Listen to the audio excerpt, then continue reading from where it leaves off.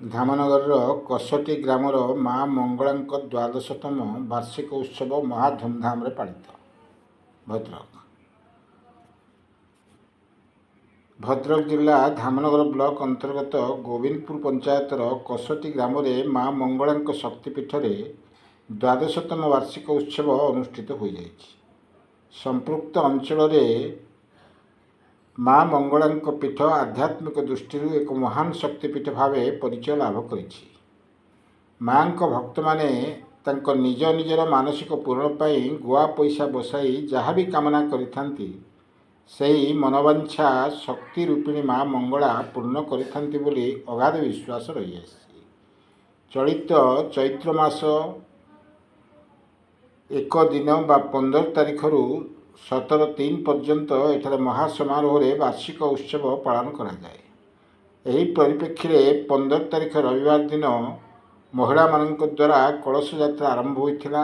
ଏହି କଳସ ଯାତ୍ରା ମନ୍ଦିର ନିକଟରୁ ବାହାରି କଷଟି ଗ୍ରାମ ନିକଟରେ ଥିବା ପବିତ୍ର କପାଳୀ ନଦୀରେ ଜଳ ଭରି କରାଯାଇ ଘଣ୍ଟ ଘଣ୍ଟା ଶଙ୍ଖ ନାଦ ଓ ହୁଳହୁଳି ଧ୍ୱନିରେ ଗ୍ରାମ ପରିକ୍ରମା ପୂର୍ବକ ମାଙ୍କ ପୀଠସ୍ଥଳୀରେ ସ୍ଥାପନ କରାଯାଇଥିଲା। ଏଥିରେ ବହୁ ସଂଖ୍ୟାରେ ମା ଭଉଣୀ ଓ ମହିଳାମାନେ ଭାଗ ନେଇଥିବାର ଦେଖିବାକୁ ମିଳିଥିଲା। ସେହିପରି ମଙ୍ଗଳବାର ଦିନ ଯଜ୍ଞ କାର୍ଯ୍ୟ ଆରମ୍ଭ ହୋଇ ସନ୍ଧ୍ୟା ସମୟରେ ପୂର୍ଣ୍ଣାହୁତି ସମାପନ ହୋଇଥିଲା।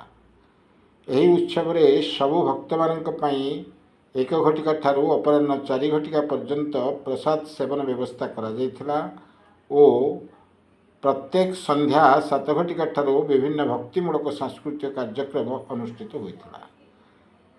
ଖୁବ୍ ଏକ ଆଧ୍ୟାତ୍ମିକ ଓ ମନୋଜ୍ଞ ପରିବେଶ ମଧ୍ୟରେ ଏହି 3 ଦିନିଆ ବାର୍ଷିକ ଉତ୍ସବ ଏକ ପବିତ୍ର ତଥା ଉଲ୍ଲାସମୟ ମାହୋଲ ମଧ୍ୟରେ ଶାନ୍ତି ଶୃଙ୍ଖଳାର ସହ ସମାପ୍ତି ହୋଇଥିଲା।